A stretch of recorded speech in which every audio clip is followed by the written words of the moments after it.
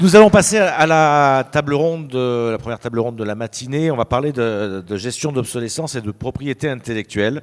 Vaste sujet. On va en parler avec maître Sandrine Clavier, qui est avocate au barreau de Marseille, associée fondatrice du cabinet Pint Avocat. Avec Patrick Debon, qui est sous-directeur technique au service de soutien de la flotte à Toulon, et avec Jean-Luc Battista, qui est responsable du programme Avion Atlantique 2 à l'AIA de Cuers-Pierrefeu. Messieurs, madame, si vous voulez bien vous installer ici, je vous en prie, on peut vous accueillir comme il se doit. Alors, une petite définition avant de rentrer dans le vif du sujet. Installez-vous, je vous en prie. Patrick, c'est ici. Voilà, mettez-vous tous les trois au même endroit. L'obsolescence correspond au fait d'être dépassé, ce qui peut se traduire in fine par la transition de l'état de disponibilité à l'état d'indisponibilité d'une entité auprès de son fabricant. Ainsi, l'obsolescence technique et technologique, de loin la plus connue, se manifeste à travers la difficulté à s'approvisionner, à obtenir des pièces de rechange ou un service de maintenance. Voilà, ça c'est une définition très académique donnée par un collectif de chercheurs et d'enseignants et publiée sur le site techniqueingénieur.fr. Alors quel est le poids relatif de cette obsolescence naturelle ou programmée dans les différents secteurs d'activité? Comment est-ce qu'on gère la pénurie de certaines pièces? Quelles ressources sont à disposition pour faire face à cette situation? Et surtout, comment peut-on s'en servir en ayant les garanties à la fois de la qualité de la pièce et puis l'assurance de ne pas être confronté à un problème de propriété intellectuelle?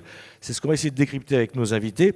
Un petit tour de table déjà pour commencer. On va commencer avec vous, maître Clavier. Le cabinet Pint Avocat, c'est un peu normalement, ils sont allumés, oui, sinon vous appuyez le bouton.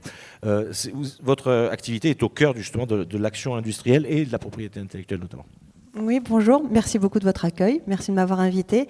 J'ai beaucoup apprécié la présentation qui a été faite juste avant, effectivement, sur l'innovation et sur le fait de l'adapter à la réalité des besoins et de ne pas faire de l'innovation pour de l'innovation. J'ai trouvé ça extrêmement pertinent puisque c'est notre quotidien. Donc effectivement, moi je suis avocate spécialisée en propriété intellectuelle et nouvelles technologies depuis 27 ans. J'ai créé un cabinet qui s'appelle Pint Avocat pour propriété intellectuelle et nouvelles technologies. Donc on est au cœur du sujet. Et nous, enfin voilà, on est au cœur de l'innovation. J'ai l'habitude de dire que notre secteur à nous ne connaît pas la crise puisque finalement, quelles que soient les circonstances, l'innovation, elle émerge toujours des situations les plus complexes et et même en période de crise. Donc c'est vrai que c'est assez instructif. Donc nous, on intervient en conseil et en contentieux. Et sur les aspects conseil, effectivement, c'est toute l'organisation contractuelle de l'accès à l'innovation et des modalités d'exploitation. Donc c'est un vrai sujet. C'est un vrai sujet. On va essayer de décrypter, d'apporter des exemples concrets tout à l'heure lors de cette table ronde. Patrick Debon, sous-directeur technique, donc service de soutien de la flotte. Vos missions, en quelques mots? Voilà, donc moi je suis sous-directeur technique du CEF Toulon. Ça a été rappelé hier par mon directeur. Nous, on entretient des bateaux neufs qui viennent d'arriver, comme le BRF, mais également des PHM qui ont 40 ans d'âge. Voilà, donc inutile de vous dire qu'on a un large spectre à traiter et différentes sortes d'obsolescence à traiter, qui est de l'obsolescence liée à l'âge, bon, ça paraît normal, mais également des obsolescences que je n'oserais pas appeler programmées, mais on sent bien que il y a plus de problèmes d'obsolescence sur les frames, par exemple, que sur les PHM, quoi. Voilà. Donc, voilà. On va y revenir justement. Voilà. À quelle fréquence donc, vous êtes confronté à ça? On a à traiter ce genre de problématiques. Et puis, surtout, on a à traiter en tant que maîtrise d'ouvrage. Donc, nous, on ne fait pas, on fait faire. Voilà, ça, c'est un point important de notre activité. Absolument. Jean-Luc Battista, pour l'AIA de Cuers-Pierrefeu, atelier industriel aéronautique. Oui, bonjour à tous. Donc, je voulais dire aussi que j'ai également énormément apprécié la présentation de Régis, préalablement, toujours enrichissant, qui est carrément en lien avec notre table ronde. Alors, ma mission en responsable programme visite industrielle de la TL2, c'est une flotte de 21 avions, donc la seule flotte, donc un avion qui a été conçu dans les années 70. Un moteur Tyne GTP, groupe propulseur, conception 1950, donc on est pleinement dans le sujet. Oui, qui est toujours en utilisation. Et puis sur cette flotte, donc 21 avions, donc conception, fabrication années 90, donc plus de 30 ans d'utilisation pour les premiers de série. Et puis avec une volonté de faire perdurer cet aéronef en opérationnel jusqu'en 2035-2040. Donc on est vraiment dans un champ et un besoin opérationnel important par rapport à la situation et l'âge de cet avion. Donc oui, donc les visites industrielles, c'est des visites de deuxième et troisième niveau, qui est le pendant des visites de niveau opérationnel. Deuxième partie auprès des forces. Alors voilà pour le cadre général. À quelle fréquence vous êtes confronté à des problématiques d'obsolescence, très concrètement? Jean-Luc, puisque vous avez le micro. Oui, je vais dire tous les jours, ou quotidiennement, ou tout le temps, en permanence. Oui, c'est une permanence, un entretien majeur d'un aéronef. Donc, ce qu'on appelle tous les 72 mois, troisième niveau. Donc, entre un pas de visite, il y a 900 heures d'utilisation. On est sur 500 à 600 équipements déposés, 2000 items aussi entretenus. Donc, une volumétrie de plusieurs milliers d'heures. Des équipements avec un potentiel donc, à vie propre ou liés au cycle d'entretien de l'aéronef. Et les obsolescences sont nombreuses dans les sous-ensembles d'équipements ou l'équipement lui-même. Par rapport à des conceptions qui sont liées à la date de conception de l'aéronef que j'ai cité préalablement, c'est-à-dire des années 70, 80, 90. Alors les dernières, on a une succession de rénovations sur l'aéronef qui a permis de couches technologiques d'évolution. On voit bien d'ailleurs le lien entre la maintenance des anciens modèles et du nouveau modèle, de l'ancien monde, du nouveau monde qui se juxtapose, et c'est bien ça aussi aujourd'hui l'industrie. La réalité de l'industrie, c'est des couches technologiques qui se juxtaposent progressivement dans l'utilisation des produits et pour ce qui me concerne des aéronefs. Donc on y est confronté quotidiennement et pour cela on met en place des rituels, des réunions, des veilles et surtout, je résumerai, par une veille active d'obsolescence via nos bureaux techniques, nos bureaux d'études en soutien, et l'ensemble des utilisateurs. Après, je pourrais décrire, ça ferait un peu long, l'ensemble. Il y a un dispositif managérial et de coordination qui s'installe au sein de la communauté. Alors, pour ce qui me concerne, ATL2, ce qu'on appelle la communauté, et le mot a vraiment son sens, entre l'utilisateur, l'opérationnel direct, le soutien de proximité, le niveau de soutien opérationnel, le niveau de soutien industriel qui me concerne, dans mon périmètre, et l'ensemble des acteurs industriels, évidemment, et en premier lieu Dassault Aviation, qui est le concepteur initial de l'aéronef. Alors, justement, parce qu'on est sur ce sujet-là, les obsolescences, vous les découvrez, vous savez qu'elles vont advenir, vous avez une visibilité sur ces obsolescences, ou il y a certaines fois où vous le découvrez pas du jour au lendemain, mais en tout cas dans des délais très courts? Il y a tout dans la question. En fait, on fait tout pour les prévenir. Donc, on a un suivi d'obsolescence à travers tout simplement ce qu'on appelle chez nous, ce qu'on a mis en place avec surtout l'industriel Dassault qui est quand même pilote dans la démarche et où on est en copilotage avec le SIAE sur les revues semestrielles d'obsolescence où toute la communauté se réunit pour travailler à deux choses, à travers ce qu'on appelle des fiches d'alerte obsolescence et plusieurs niveaux de traitement par rapport à ces fiches d'alerte. Là, c'est quand on découvre l'obsolescence, qu'elle nous revient pour plusieurs raisons. Donc, MTBF qui n'a pas tenu sa promesse. Alors, ça peut être pas forcément que des produits très anciens, ça peut être aussi des nouveaux produits qui ne répondent pas aux attendus prévus et aux durées de vie et au temps d'utilisation entre deux pannes qui est prévisionnel, qui avait été établi dans la conception. Et donc, on a des surprises qu'on doit traiter.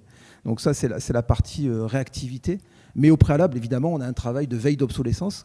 Le mot veille d'obsolescence active est important, c'est-à-dire qu'il y a un suivi régulier de nos équipes de travailler sur les définitions de base, ce qui a été défini initialement à travers les données de définition, et de prévenir et de travailler aux équivalences, aux conceptions, au remplacement, et ce qu'on appelle chez nous les rétrofits. Donc les rétrofits ont cette vocation de rétrofiter l'aéronef pour pouvoir prévenir de l'obsolescence. Malgré cela, évidemment, rien n'est parfait et c'est bien pour cela qu'on agit à travers cette démarche. On peut avoir des problématiques là sur le plan technique.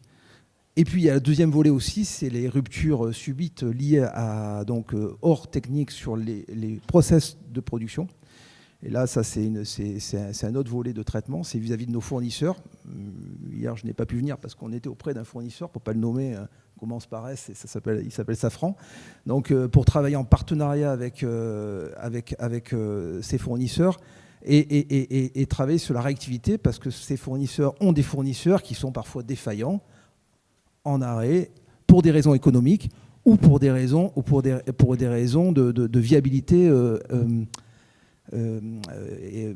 viabilité technique et économique aussi. Donc ils peuvent défaillir, ou tout simplement par des choix de désengagement. Et là, on est dans un autre débat de stratégie, de souveraineté industrielle. Et là, je peux reprendre ma casquette étatique avec les industriels pour pouvoir essayer de travailler à la consolidation de ce schéma industriel à conserver pour assurer la fonctionnalité et le soutien de l'activité. Alors Patrick Debon, je suppose que si vous avez entendu, vous n'êtes pas très surpris. Je dirais tout pareil. Très voilà, concrètement. juste pour revenir sur le dernier point, un des éléments qui nous perturbe souvent de temps en temps, qui nous perturbe, c'est également les problématiques réglementaires. Quand Rich nous dit qu'il ne faut plus utiliser tes composants, on peut être très très embêté pour réaliser à l'identique les matériaux, les composants dont on a besoin. Bon, après, au niveau du monde naval, on est à peu près organisé comme dans le monde aéro. Peut-être, on a plusieurs industriels, on n'a pas que Dassault. Et puis, si j'osais, je dirais qu'il y a peut-être un peu moins d'argent. Mais la règle, c'est la même. On essaye d'anticiper le plus possible avec nos industriels, avec les équipementiers. Les équipementiers nous font remonter régulièrement. Moi, j'ai tel composant qu'on va arrêter la fabrication. Quand ils sont vraiment gentils, ils nous disent on peut le remplacer par celui-là. Donc il y a des industriels qui jouent vraiment le jeu et ça marche bien. On essaye d'anticiper également, donc avec nos industriels maîtres d'œuvre, on a des veilles d'obsolescence. Voilà. On travaille également avec la DGA qui travaille là-dessus à DGAMI. Et puis il arrive que des fois on soit au pied du mur, parce qu'on ne veille pas tout. On ne veille pas tout. Et de temps en temps, on peut être embêté au dernier moment. Donc là, une chose qui marche bien chez nous, c'est d'abord les brokers. Voilà, on fait énormément appel aux brokers quand on veut approvisionner un composant et qu'on n'y arrive pas. Déjà, on fait tout le tour des brokers pour voir, et ça marche très bien. Honnêtement, voilà.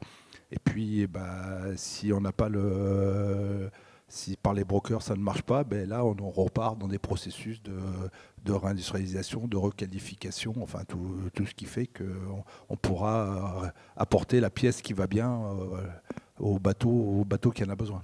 Alors avec quelle fréquence vous êtes confronté à l'obsolescence? Tous les jours. Tous les jours. Pas les nouveaux bateaux, pas que les anciens bateaux, les nouveaux aussi? Oui, même les nouveaux bateaux. Après, il y a des collègues de Naval Group dans la salle, donc je ne vais pas trop leur taper dessus. Mais les bateaux arrivent déjà avec des matériels obsolètes, déjà. Donc dès le départ, on est obligé de traiter certaines obsolescences. Ce n'est pas lié forcément à l'industriel qui les a construits. C'est que maintenant, c'est comme votre téléphone. Votre téléphone, au bout de 5 ou 6 ans, voilà, il est obsolète. Malheureusement, certains équipements à bord, c'est un peu le cas. Ce n'est pas le cas partout. Je dirais plus du côté, au sens large, électronique, que du côté mécanique. Le côté mécanique, on arrive à traiter ça assez facilement. Mais du côté électronique, ça peut arriver très très rapidement. On a déjà des matériels qui arrivent, le bateau, il est livré, il est ASA, et il y a déjà du matériel obsolète dessus. Alors Maître Clavier, c'est justement la situation qui vient d'être décrite, ça fait partie du quotidien aujourd'hui des acteurs industriels, cette obsolescence. Donc je suppose que ça fait partie aussi des activités qui sont montées en puissance assez fortement ces dernières années. Alors il y a plusieurs sujets. La première, c'est que dans ce qui a été évoqué, il y a de l'obsolescence qui est de l'usure, connue, sur laquelle on peut anticiper. Il y a aussi une non-conformité des vis cachés, c'est pas de l'obsolescence, c'est qu'effectivement on va faire jouer des garanties, donc là on tombe dans des aspects juridiques de mise en cause de la responsabilité et de la garantie. Et on a l'obsolescence programmée, dont on a très rapidement parlé, mais qui là en fait ne vous concerne pas, puisque ce dispositif ne concerne que les consommateurs. Donc ça fait partie des dispositions légales qui ont été introduites dans le Code de la consommation. Et à ma connaissance, et j'ai cherché pour cette réunion, il n'y a pas eu de condamnation à ce jour. C'est extrêmement compliqué à démontrer qu'il y a eu une volonté de raccourcir le délai délibéré d'exploitation et d'utilisation du produit. Si cette preuve était apportée, c'est une responsabilité pénale qui engagerait la responsabilité du fabricant à hauteur de 1,5 million d'euros ou 5% de son chiffre d'affaires. Donc jusqu'à présent, on comprend pourquoi on a plutôt du mal à faire cette démonstration, surtout quand on est un consommateur. Et les seules décisions qu'il y a pu y avoir sur ces sujets-là concernent tout ce qui est matériel d'imprimerie, donc tout ce qui est comment on appelle ça, les imprimantes. Donc effectivement, il y a eu des actions contre Epson, Canon, etc., mais qui n'ont pas abouti. Il y a eu aussi une action qui a été portée au niveau de la Commission européenne contre Sony et Apple pour effectivement le fait que les switches tombaient trop rapidement en panne et que seul Sony s'était arrogé la capacité de le réparer. Mais là, les condamnations qui ont eu lieu n'étaient pas sur le problème de l'obsolescence programmée, mais plutôt sur la tromperie du public par rapport à la présentation d'une exploitation normale des produits. Donc on voit bien qu'il y a vraiment plusieurs notions dans ce qu'on évoque aujourd'hui. Là, c'est effectivement l'obsolescence qui est l'usure, et là pour le coup on est sur une certaine durée, et ça implique effectivement une prise en charge qui est liée, où on se tourne vers le fabricant. Pour cet aspect pièces de rechange, tiens d'ailleurs à ce propos, tout ce qui est pièces de rechange, là aussi, il n'y a pas de disposition légale impérative entre professionnels. Elle existe pour les consommateurs et les produits de consommation courante.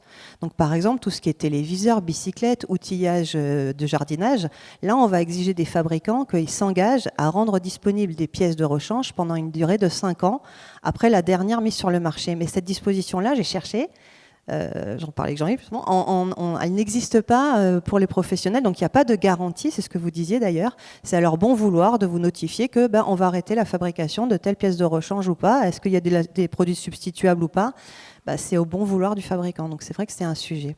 Patrick. Puis oui, je voulais, mon collègue de l'AIA en a parlé, c'est le MTBF. Pour ceux qui, tout le monde sait ce que c'est le MTBF, le Mean Time Between Failure, et en fait il y a des grosses études qui sont faites pour nous dire, voilà, on prévoit que le temps moyen de panne sera de temps. Excusez-moi, ça n'engage que moi, et c'est du pipeau complet. Voilà. Et le jour où ça arrive, où l'industriel vous a vendu MTBF 10 000 heures et que ça tombe en panne tous les ans, jamais on ne pourra pas se retourner contre lui pour dire tu m'as vendu du vent. Voilà, c'est un petit peu ce que...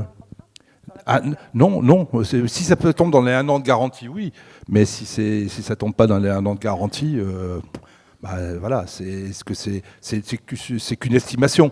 Et je pense que mes collègues de l'AIA ont le même problème. Eh bien, on va lui poser la question. Pardon. Oui, on a exactement les mêmes problèmes. Alors, effectivement, les notions de propriété intellectuelle, je pourrais intervenir sur ça parce que c'est intéressant aussi.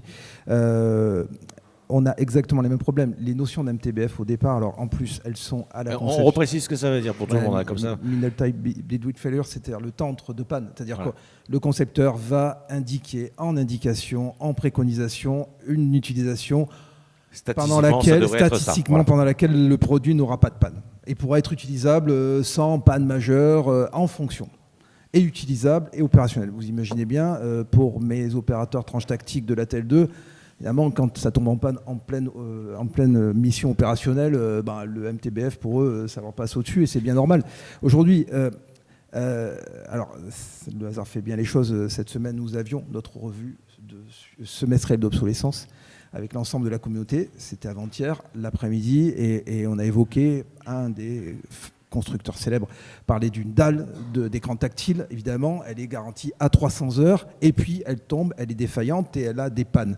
Aujourd'hui, et en plus, on a des particularités sur les pannes aléatoires, c'est qu'au bout de 300 heures, elle peut refonctionner. Et si elle passe le cap des 300 heures, parfois, la fiabilité peut s'en voir augmenter dans les schémas d'utilisation. Et aujourd'hui, ce que je vous dis là peut être faux demain, parce que derrière, on va avoir un autre rétexte qui vont nous indiquer qu'en fait, finalement, au-delà des 400 heures, on retrouve les mêmes pannes. Donc, c'est très aléatoire, c'est très compliqué. Ce qui est important, c'est une donnée qu'on peut citer dans cette salle et qui est bien théorique. Aujourd'hui, l'utilisation des matériels se fait dans un environnement est conçu par rapport à un environnement donné et une qualification se fait par rapport à des contraintes environnementales. Et évidemment, dans la vie d'utilisation des produits, des bateaux ou des avions, évidemment, on va les projeter, et on est vraiment lié dans la démarche.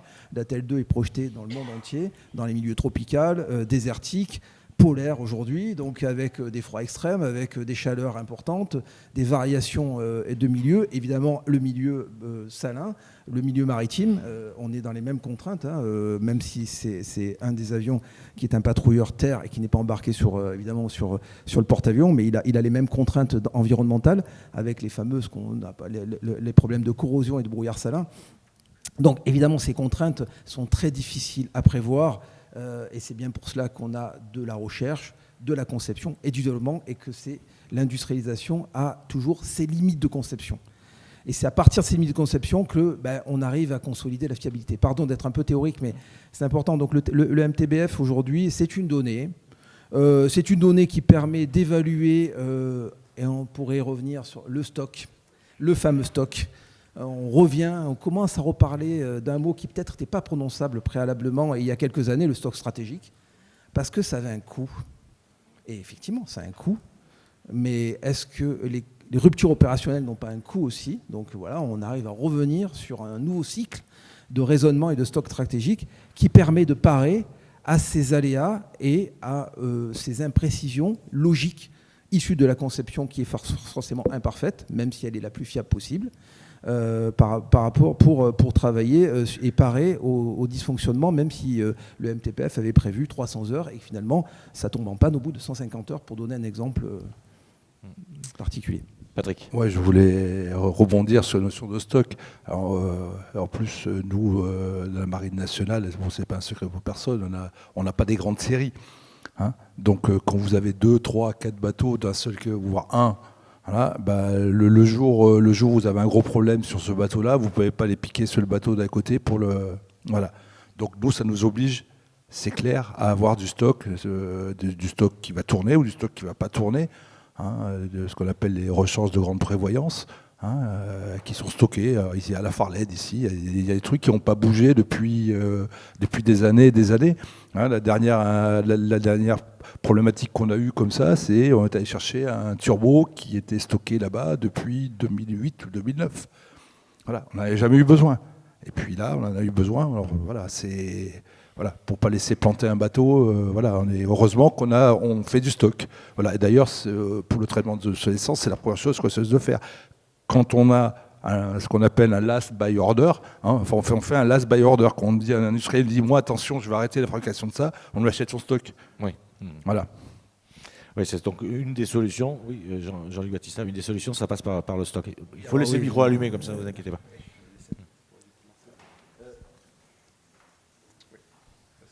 Oui, pardon. Alors oui, le LBO, finalement. En fait, dans le traitement des obsolescences, on a plusieurs niveaux. On a une alerte obso qui arrive, ou qu'on anticipe, donc dans les deux axes. Et il y a plusieurs niveaux de traitement.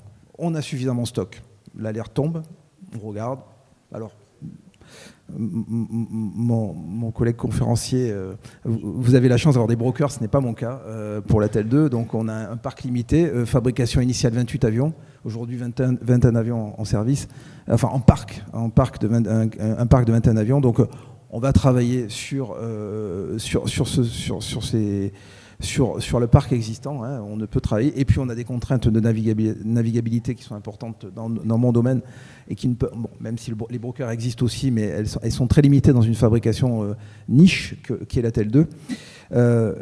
On a le stock suffisant parce qu'on l'a prévu, parce que finalement c'est un produit qui est intéressant, ou on a un produit équivalent en termes de définition. C'est compatible en termes de définition, et là, l'alerte aussi est établie. On peut réparer un item de l'équipement supérieur obsolète. Dans une jambe de train, on va trouver un vérin, mais on va trouver une équivalence. Et puis, l'ensemble supérieur peut être sauvé. Et là, très vite, derrière, effectivement, on va s'orienter vers le LBO pour éviter la récurrence d'obsolescence et réaugmenter le stock et travailler à un LBO. Faut-il encore connaître la fin de vie de l'aéronef ou du navire ou du bateau. Et ça, c'est aussi une autre donnée variable, puisqu'on peut augmenter les contraintes d'utilisation par rapport à des programmes nouveaux qui n'arrivent pas. Donc il faut aussi faire mieux que ce qui était prévu. Donc ça, c'est notre contrainte. Mais effectivement, le LBO est une solution. Et puis, malheureusement, quand toutes ces étapes n'ont pas pu être réalisées, on arrive à la solution qui est la plus compliquée, c'est-à-dire la réindustrialisation. Et là, on tombe sur deux autres niveaux, d'être un peu dans le détail. Une industrialisation où on a encore, dans les 5e, les moyens, les milieux, encore un moyen industriel existant, mais qui n'a pas été réactivé, des outillages qui sont retrouvés, des moules pour des pièces de fonderie, parce que c'est un des sujets majeurs dans mes traitements d'obsolescence, mais je pense que c'est pareil de votre côté. Et bon, là, on arrive à peut-être réactiver le processus d'industrialisation avec une faible nécessité de reconception. Là, c'est le cas le plus idéal. On arrive à trouver les fournisseurs. Il y a encore des gens qui savent travailler sur ce produit, pour faire simple. Et là, c'est des cycles à 2, 3 ans, 4 ans. Et puis sinon, le pire des situations, c'est quand on n'a pas de solution, il faut tout recréer. Les outillages ont été perdus. Et puis, il y a une donnée importante, c'est la définition. Alors, au-delà de la propriété intellectuelle, mais il y a même plus de sujet de propriété intellectuelle. Le fournisseur n'existe pas. On est sur des produits où on a encore des liasses de plans, des données de définition, avec une qualification, et surtout derrière, au sortir de la définition, un organisme qui va valider la définition, une définition qui va garantir la performance et permettre la sécurité in fine des vols. Et donc ça, c'est des cycles à 6 ans, et d'où la complexité. Donc le but, dans le travail préventif, c'est d'éviter la dernière étape et de travailler le plus possible dans des solutions palliatives. Alors j'avoue que sur cette problématique-là, on est un petit peu moins embêté dans le domaine naval, parce que l'autorité technique est un peu moins prégnante que dans le domaine aéro. Parce que dès que vous changez une rondelle de 10 dans le domaine aéro, il faut que ça passe devant l'autorité technique. J'exagère à peine, mais c'est pas loin. Alors que nous, dans le domaine naval, on est quand même on est plus libre, il y a moins de contraintes. Alors, Maître Clavier, par rapport à ces situations-là, si on doit refabriquer demain, propriété intellectuelle, la question de la propriété intellectuelle, elle se pose systématiquement ou pas? Si le produit a disparu, s'il n'y a plus justement cette rupture dans la capacité à industrialiser une pièce. Alors il y a plusieurs aspects. Donc d'abord, rappelons ce que c'est que la propriété intellectuelle, très rapidement. Propriété intellectuelle, c'est quoi? C'est un dispositif en fait légal qui permet en réalité de récompenser de la recherche et du développement, parce que l'objectif en fait, c'est de permettre à ceux qui ont innové, qui ont passé du temps, des années à élaborer une technologie, de pouvoir en bénéficier d'un monopole d'exploitation pendant lequel ils sont les seuls à pouvoir l'exploiter. En fait, c'est privilégier finalement le fait de capitaliser sur la recherche et le développement qui a été fait, plutôt que de mettre son produit tout de suite sur le marché, sachant que vous le savez certainement, mais je vous le précise quand même, c'est que s'il n'y a pas de propriété intellectuelle, le principe le principe général, c'est la liberté de copier. La liberté de copier, pourquoi? Parce qu'on estime que si le produit n'est pas protégé, c'est qu'il fait avancer la technique. S'il fait avancer la technique, il faut que ça puisse être au bénéfice de tous. Et donc, ça va permettre de travailler à la fois sur la pression concurrentielle, l'amélioration des pièces et la baisse des prix. La seule limite finalement à cette liberté de copier, c'est véritablement quand on s'est protégé, c'est-à-dire quand on a acheté un titre de propriété intellectuelle pour se dire j'ai besoin de capitaliser sur ce que j'ai créé, parce que c'est aussi la stimulation de l'innovation, elle vient aussi du fait qu'on puisse bénéficier pendant un certain temps d'un monopole, où on peut interdire la copie. Donc là, du coup, une fois qu'on a posé ça, on a dans ce domaine différents titres qui peuvent être opposés. On a tout ce qui est brevet, donc le brevet vient protéger une solution technique, donc c'est un concept qui va être protégé en tant que tel, et on a tout ce qui est dessin et modèle. Donc les dessins et modèles vous concernent particulièrement, puisque c'est tout ce qui est les pièces de rechange et tout ce qui est appréhendé visuellement, puisque ça doit être à l'extérieur. Donc pour caricaturer, ça peut être des phares de voiture, des jantes, que sais-je, tout ce qui est appréhendé à l'extérieur.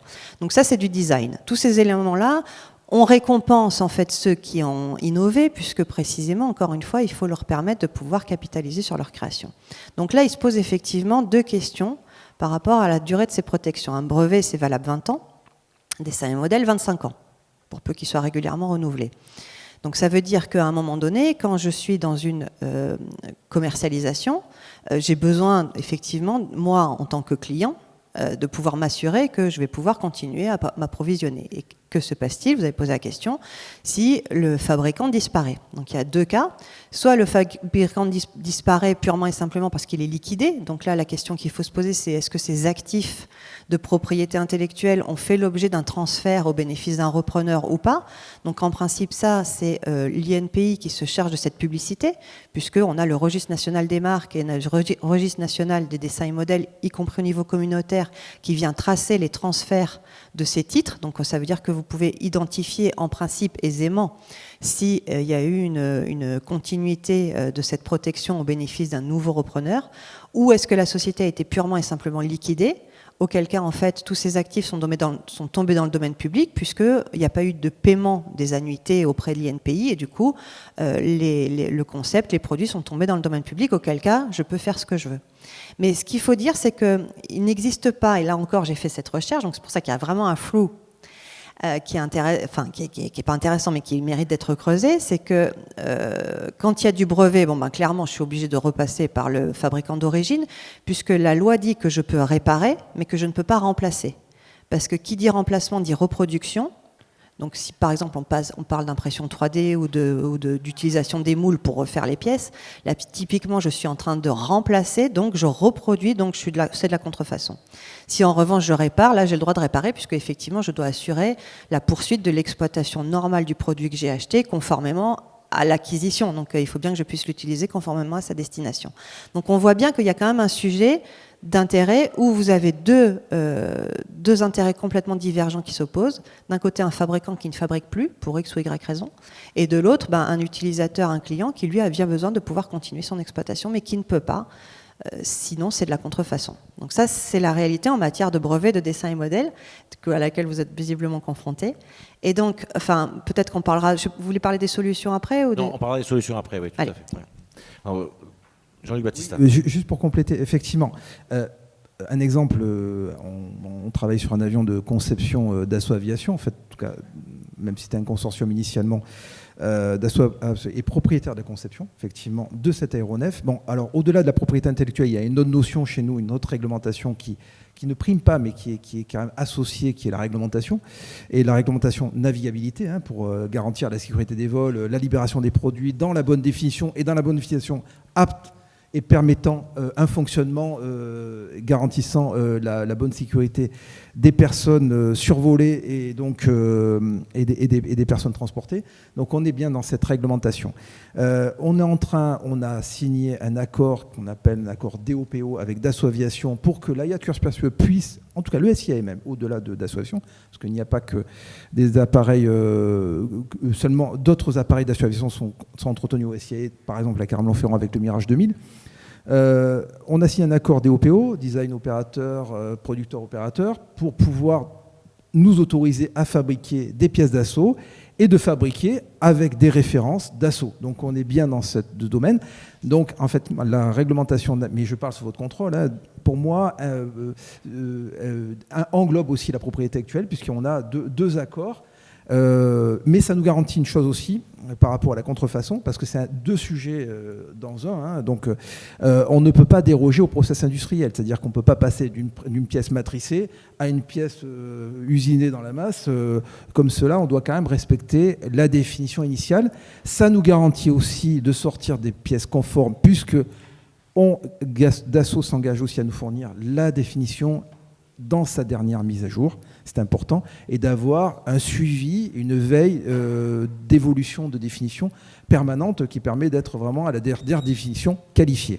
Et derrière, in fine, derrière la réglementation. Donc c'est important, ça garantit aussi de réaliser le même process. Évidemment, on change de process, il n'y a pas de problème en soi de changer de process si, encore une fois, on repart sur les mêmes exigences de qualification. La contrefaçon, le problème, c'est que derrière la contrefaçon et la propriété intellectuelle, il y a aussi la défaillance du produit qui n'est pas conçu, et en tout cas conçu et surtout fabriqué dans les mêmes données de conception que devait l'être le produit qui avait été qualifiés et in fine brevetés. Voilà, donc c'est pour préciser ces éléments complémentaires. C'est exactement les solutions dont on allait parler. C'est effectivement, non, mais c'est tout à fait juste. C'est-à-dire qu'en réalité, la seule issue, mais que ce soit dans l'aviation ou dans n'importe quel domaine où on fait de l'acquisition de machines qui sont appelées à une durée longue, c'est de prévoir dans le contrat une licence d'utilisation. C'est-à-dire de prévoir deux choses. La première, ce qu'on appelle, c'est l'entièrcement de tous les plans. C'est-à-dire qu'on ait la garantie que même si le fabricant disparaît, il existe quelqu'un quelque part qui reste dépositaire des plans, du savoir-faire, des modalités de réalisation pour qu'il y ait un transfert et une formation possible, ou en tout cas une appréhension de la construction de la machine. Et le deuxième point, effectivement, c'est de prévoir dans le contrat qu'en cas de défaillance du fabricant, j'ai l'autorisation de pouvoir effectivement m'approprier l'accès à ces plans et dans certaines situations, du coup, pouvoir bénéficier du droit de réparer, remplacer et fabriquer. Du coup. D'accord. On voit qu'il y a, vous le disiez tout à l'heure, il y a une espèce de flou juridique, voire un vide juridique sur ce sujet-là aujourd'hui. Est-ce que les approches françaises, européennes et internationales sont différentes? Est-ce que c'est peut-être plus cadré au niveau international que ça l'est en France? Alors je dirais pas qu'il y a un vide, je dirais qu'il y a une absence de prise en considération. C'est pas qu'il y a un vide, puisque le principe c'est que je peux pas le faire. Le principe c'est que s'il y a un brevet, mon fabricant a disparu, le brevet est encore en vigueur, il refuse de fabriquer, qu'est-ce que je fais? Enfin, c'est surtout ça en fait la réalité. Donc ma seule issue, c'est d'agir judiciairement en exigeant qu'il fabrique pour que je puisse résoudre mon problème, et il va se passer 4 ans. Donc j'ai le temps de mourir 10 fois. Il est clair que je peux plus exploiter ma machine. En fait, c'est pas tellement qu'il y a un vide juridique, c'est que la solution aujourd'hui, elle est pas du tout comme. Elle est inadaptée. Elle est inadaptée. Donc ça, c'est la réalité. Alors après, qu'est-ce qui existe au niveau européen? Encore une fois, c'est plus vrai, bénéfice des consommateurs et des non-professionnels, mais pas véritablement dans le domaine industriel. En revanche, ce qu'on voit, c'est qu'il y a une directive qui s'appelle le Package Dessin et Modèle qui est en cours là de débat et qui devrait être promulguée prochainement, qui vient dire que les dessins et modèles ne peuvent plus être déposés sur des pièces de rechange qui sont la conception générale du produit. Donc en réalité, il y a un petit recul de la protection des monopoles en matière de propriété intellectuelle pour des produits de consommation courante, pour des produits... c'est-à-dire qu'aujourd'hui, je ne peux plus, moi, étant fabricant et avoir un dessin et modèle, je ne pourrais plus, il faut voir dans quelles circonstances, interdire la reproduction de pièces qui sont nécessaires au fonctionnement de la machine. Mais parce que l'Union européenne veut harmoniser cette démarche au niveau de l'ensemble des pays pour ne pas réserver de monopole de la réparation aux fabricants. Donc c'est plutôt dans l'esprit économie circulaire, réutilisation des produits et des pièces. Enfin voilà, on est vraiment dans cette dynamique économique et écologique là. Est-ce que la question de la souveraineté à la fois européenne et française va aussi faire peut-être bouger les lignes un peu plus rapidement? Messieurs, ou maître Clavier? Honnêtement, c'est une bonne question. Nous, dans le monde naval, on n'est pas trop confrontés à ça, sauf pour le matériel électronique éventuellement, mais c'est pas des trucs qu'on peut copier. Donc voilà. En mécanique, on n'a pas de problème de souveraineté. Alors après, c'est clair que quand on a des fournisseurs qui s'appellent Kongsberg ou des noms comme ça, là, ça peut éventuellement nous poser problème. Mais nous, dans le monde naval, alors d'abord, nous au SSF, contrairement à l'AIA, nous on fait pas, on fait faire. Hein. Et si ça nous arrive donc de confectionner des pièces par l'intermédiaire de nos collègues du service logistique de la marine, hein, mais c'est vraiment c'est la dernière solution. Voilà, c'est vraiment parce qu'on n'a pas trouvé la pièce, on n'a pas pu cannibaliser sur un autre bateau, on dit bon ben on va la fabriquer. Et c'est vrai, mais ce n'est pas la norme. Voilà, et on n'a pas d'accord comme peut l'avoir mon collègue de l'AIA avec Dassault pour nous fabriquer des pièces au SLM sur plan voilà. Jean-Luc Baptiste, sur la question de la souveraineté, est-ce que ça peut faire bouger les lignes? Alors, je vais rester un peu réservé. Comme tout à l'heure, le stock stratégique, c'était quelque chose dont on ne parlait pas. Mais... Bon, alors, la mission, c'est une démarche de souveraineté c'est plutôt notre démarche, elle est dans une mission de souveraineté industrielle pour garantir l'entretien des aéronefs et leur disponibilité. Donc, c'est notre première mission. Je pense qu'on la partage. Donc après, évidemment, la souveraineté européenne peut avoir des effets induits sur notre activité. On a cité aussi dans la conférence REACH, évidemment, ça occupe aussi une grande partie de nos préoccupations. On a à la IAD Cuers-Pierrefeu des traitements de surface, des bains, donc on est concerné aussi par l'activité. On s'y prépare. On travaille nos process industriels, donc on réagit en veille réglementaire par rapport à nos moyens industriels, ça c'est important, donc c'est une vigilance, je dirais, dans l'angle moyen industriel. Là, pour ce qui est de notre souveraineté en termes d'activité, vous l'avez résumé, notre but n'est pas de rentrer en concurrence, on veut fabriquer pour garantir une souveraineté et une continuité d'activité. Évidemment, on a parlé d'innovation, on parle de conception, on parle de définition, évidemment, sans définition maîtrisée, point de maintenance. On ne peut pas maintenir sans connaissance de la définition et une bonne connaissance de la définition et surtout un accès à la définition voilà, par un concepteur initial et s'il n'existe plus, en prendre possession par les voies possibles.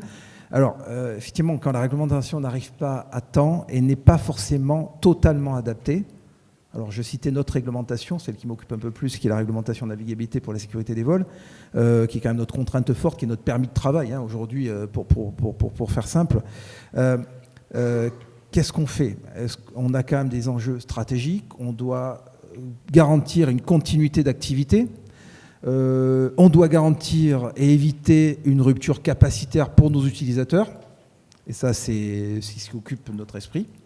La rupture capacitaire, il faut des moyens, et après, pour remplir les missions données, donc ça c'est notre travail, et ça serait un échec d'un maintenancier de ne pas répondre à ces besoins de mission, et finalement de ne pas résoudre, de ne pas maîtriser ces risques de rupture capacitaire.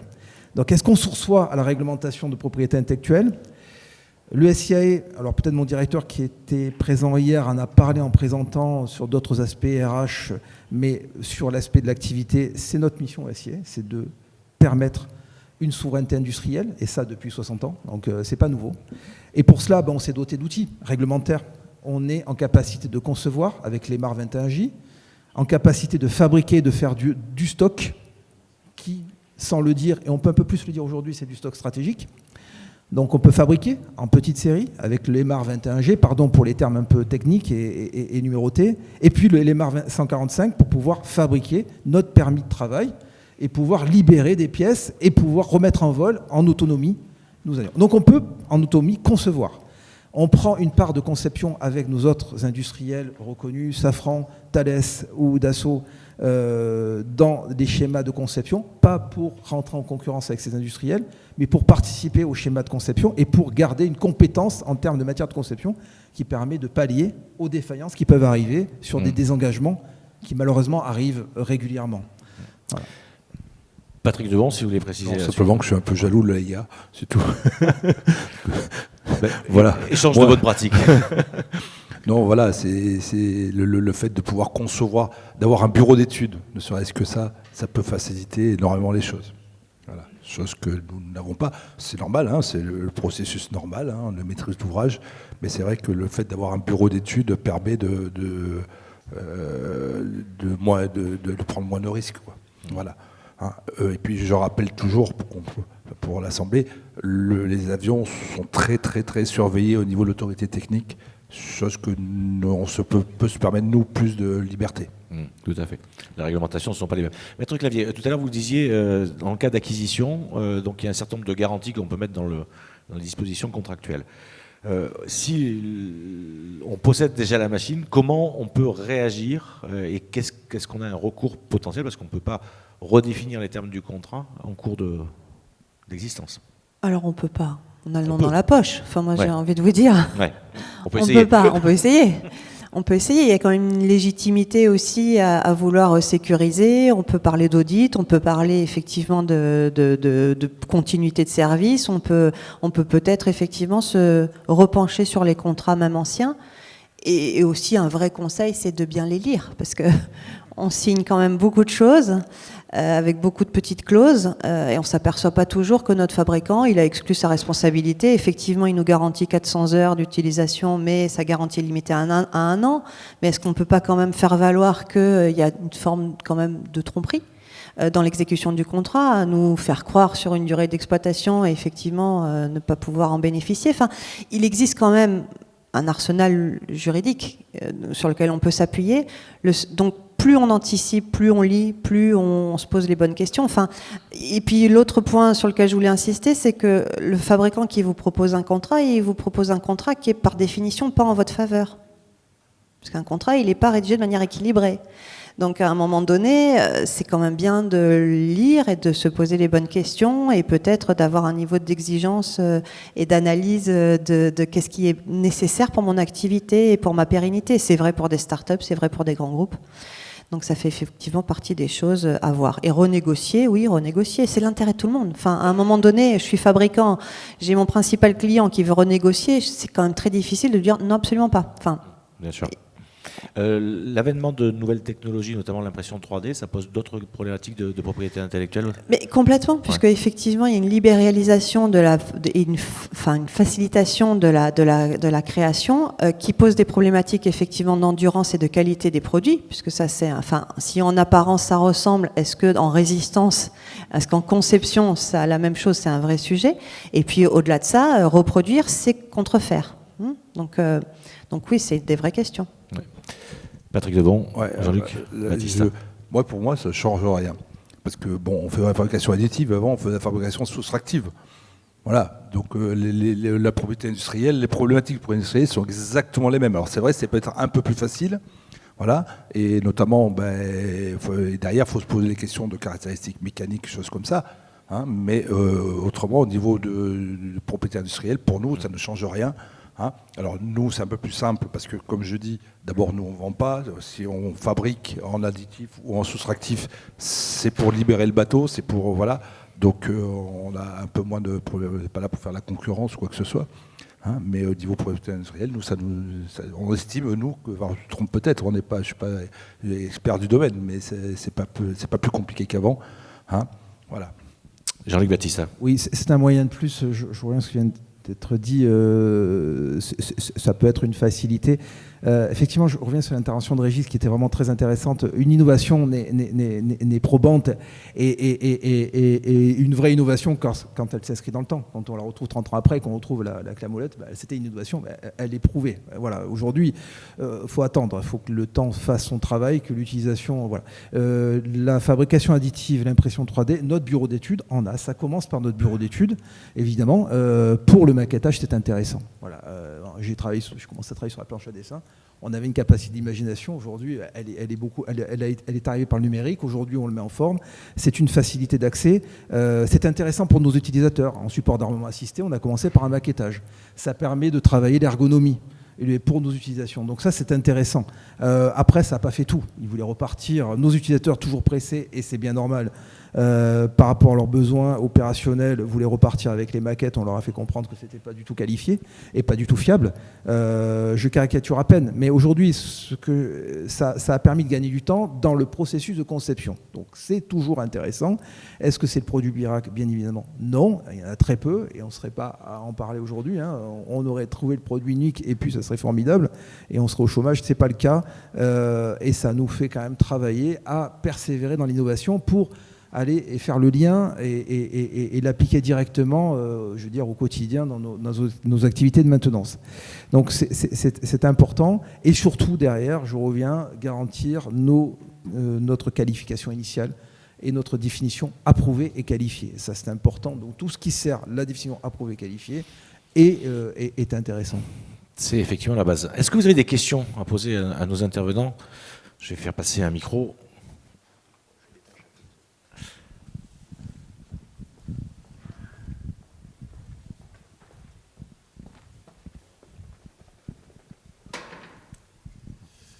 Merci, bonjour. J'ai un client donc, qui a acheté une usine industrielle, enfin un gros site industriel. Et ce site est composé de plusieurs lots, donc différents sous-traitants hein, qui ont fourni différents systèmes. Et ce constructeur a demandé aux différents titulaires de lots de ne pas vendre en direct des pièces de rechange au client final. Donc est-ce que c'est une pratique qu'on voit parfois? Est-ce que c'est une bonne pratique ou est-ce que c'est complètement illégal ou en tout cas répréhensible? C'est-à-dire que le fabricant n'a pas le droit de vendre les pièces en direct, oui. En direct. Alors que l'ensemblier, lui, ne fabrique rien, hein, donc il achète à des sous-traitants qui eux-mêmes achètent ensuite à des fabricants, et ce fabricant ne peut pas vendre en direct, en fait, sans passer par Tout ce qui est disruptif et qui empêche la libre concurrence, par définition, elle peut être remise en cause. Après, c'est une négociation contractuelle. Quel est son avantage ? Est-ce que c'est équilibré ? Est-ce que ça l'est pas ? Est-ce que c'est abusif ? Est-ce que ça l'est pas ? Si ça apparaît comme étant abusif, ça peut être remis en cause. On a une autre question. Une question pour vous encore, Madame Clavier. Vous avez dit qu'un brevet, vous protégez 20 ans et un dessin 25 ans. La date, elle part à partir de quand ? Je prends l'exemple d'un équipementier pour la Marine nationale, par exemple, qui a conçu un sous-système il y a déjà 5 ans avant qu'il soit acheté, par exemple, par Naval Group pour être implémenté sur un navire. Ces 20 ans, ils partent de quand ? Ils partent de quand le produit est sorti, quand le contrat a été passé ou quand le premier de série a été livré ? Non, c'est une très bonne question. En fait, le brevet est un titre territorial et il court à compter de sa date de dépôt. Ce qui est un vrai sujet d'ailleurs, parce que 20 ans, au bout de 20 ans, est-ce que le brevet il est toujours aussi performant ? Est-ce qu'il n'est pas obsolète lui-même, bien sûr ? Mais la raison aussi pour laquelle c'est 20 ans, c'est que comme on est obligé de déposer très tôt et avant toute divulgation publique, puisque une des conditions de protection, c'est la nouveauté, mais en réalité, on est obligé de déposer avant le prototypage et le pré-série, puisque par définition, il faut que personne n'ait accès à l'information, sinon c'est destructeur de nouveautés, et donc mon brevet, j'aurais dépensé de l'argent pour qu'il soit en réalité nul, donc c'est vraiment voilà. Donc on a souvent, par exemple dans le domaine de la santé, on peut s'apercevoir qu'il peut y avoir encore de la R&D, de la mise au point, de la validation FDA, qui prennent 5-10 ans sur la viabilité du brevet. Donc il me reste en gros 5 à 10 ans pour l'exploiter. Patrick Debon.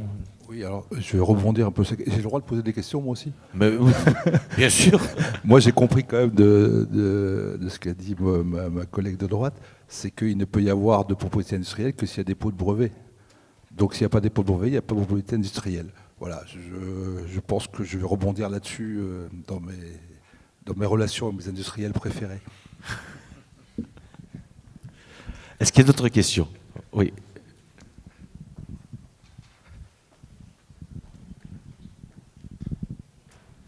Bonjour, Laurent D'Amico. Alors moi j'ai 3 questions.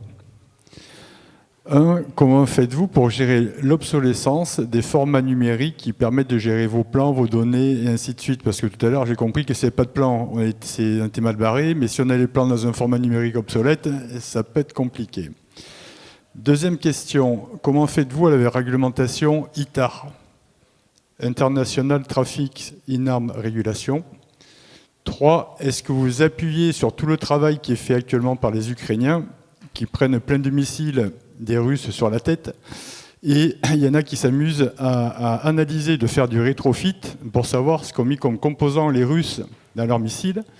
Et donc on se rend compte qu'il y a beaucoup de composants américains qui normalement ne devraient pas être là-dedans, qui ont été effacés, et maintenant on voit tous les composants qui sont réellement utilisés avec de la récupération de matériel obsolète informatique. Alors, qui veut répondre ? Bon, moi, je vais répondre à ce que je sais toujours. Ça, c'est clair que la 2e question, tout ce qui est ITAR, c'est clair qu'on peut rien faire. Voilà. On essaye justement de ne pas être soumis aux règles d'ITAR dès qu'il y a un problème de souveraineté. C'est plutôt du ressort de la DGA que du SSF. Mais c'est une vraie problématique qui est étudiée à chaque fois. Je ne pense pas qu'on s'amuserait à copier des matériels américains, soumis aux règles d'ITAR, je ne pense pas. Ce que vous avez évoqué sur l'Ukraine, je ne sais pas, mais toujours est-il que c'est pas de l'espionnage, mais ça a toujours été une activité. Alors c'est plutôt la DGA plutôt que le SSF qui gère ça. Mais ou d'autres services plus spécialisés, d'aller voir un petit peu sur comment sont faits les armes des autres, par les tombées du camion, comme on dit, ou trouver comme ça sur... Là. Mais par contre, le SSC, je ne peux pas vous dire, on n'est pas allé voir, c'est pas remonté jusqu'à nous toujours. Et la première, c'était les plans, les formats informatiques. On est aussi, nous, on n'a pas de solution. Voilà. Alors, Jean-Luc Bastissa. Pour les données numériques obsolètes ou les données papier, d'abord on ne travaille pas avec des données numériques obsolètes et papier. Si elles sont obsolètes, elles ne sont pas utilisables. Donc on travaille toujours avec la dernière définition approuvée. Après, lorsqu'on repart dans des cycles de conception, on repart et on requalifie les données de définition. Donc par essence, on est dans le processus de conception. Donc la chance d'avoir un bureau d'études. Nous avons, Patrick l'a cité, une autorité technique qui est la DGA, donc avec des actes techniques aujourd'hui qui sont très rigoureux, effectivement, parce qu'il y a de l'enjeu. Il faut garantir la fonctionnalité de nos aéronefs. Quand on parle de sécurité des vols, c'est aussi la sécurité des personnes transportées. Il faut quand même que les personnes qui accomplissent leur mission l'accomplissent en toute sécurité aussi. Le but, parce qu'il y a quand même la notion aussi de théâtre d'opération, de conflit, de théâtre de guerre, pour prononcer le mot, ou de théâtre tout simplement d'opération. Donc ça, c'est un autre sujet pour y revenir. Donc des données obsolètes, on ne les utilise pas. On doit être toujours garanti que les données, et quand elles sont évolutives, l'évolution doit se traiter et doit être validée. Donc il n'y a pour moi pas de débat sur les données obsolètes, qu'elles soient numériques ou papier. Donc oui. Alors, pardon.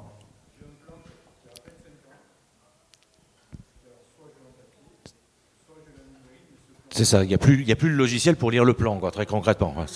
Ouais. Et modifier le plan. Ouais. Malheureusement, on repart en cycle de conception. Il n'y a pas d'autre solution. C'est le niveau 6, on a des classes de traitement d'obsolescence. On est en classe 6, c'est la plus défavorable. C'est celle que, personnellement, en tant que responsable programme, je crains le plus, parce que derrière, c'est des ruptures, donc c'est des compensations. Et là, il va falloir travailler sur des prélèvements et peut-être de l'attrition. Donc c'est ce qui est le plus compliqué. Et c'est vraiment toute l'action et toute l'énergie doit être mise pour éviter ce genre de situation et être en veille active d'obsolescence, mais à travers cela aussi en veille active de donner définition, donc garantir la continuité. Donc le travail doit se faire de manière préventive. Et après, évidemment, on a ces contraintes. Voilà. La défaillance fournisseur est la plus risquée aujourd'hui. On part avec la définition où on n'a pas vu venir, parce qu'effectivement, le périmètre est vaste. Donc on ne regarde pas tout, ça serait illusoire de dire qu'on surveille tout, ce n'est pas possible, et honnêtement.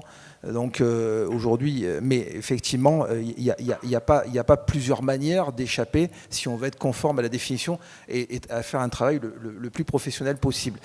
Sur les théâtres d'opération, la réglementation navigabilité, il y a un article qui est l'article 10 qui peut ôter les contraintes de navigabilité. Donc encore une fois, je rebondis sur ce que vous disiez, la loi et la réglementation n'est pas si mal faite que ça, c'est comment on l'applique, dans quelles conditions, qui signe derrière, qui s'engage.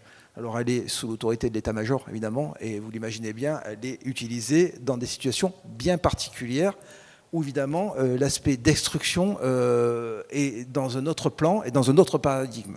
Pour être clair, ou pas clair peut-être, je ne sais pas, mais voilà, on est dans des missions données. Donc, mais en attendant, on doit convoyer nos aéronefs, on doit préserver les équipages, et pour que ceux-ci puissent accomplir les missions pour lesquelles ils sont préparés et missionnés, si je peux faire cette répétition. Maître Clavier, Voilà. le mot de la fin. En complément par rapport à votre question, je n'ai pas de recul, mais ce que je peux vous dire, c'est que depuis 5 ans, quand on fait de l'entiercement, donc du dépôt de plans et de logiciels, là on travaille avec des huissiers ou avec l'Agence pour la protection des programmes, dans lequel on leur demande de nous garantir que ce qu'on a déposé va pouvoir être transformé et adapté et intégré dans leur serveur. Alors encore une fois, je n'ai pas le recul, donc je ne sais pas quelle est la viabilité sur 30 ans, puisque là on vient de faire un dépôt pour 30 ans, de la lisibilité future des plans et de toute la documentation technique. Là pour le coup, ça concerne des bateaux, donc voilà. Merci beaucoup, Maître Clavier. Merci, messieurs, de vos éclairages sur ce sujet que vous avez rendu compréhensible, qui peut être un petit peu compliqué, mais en tout cas qui est passionnant.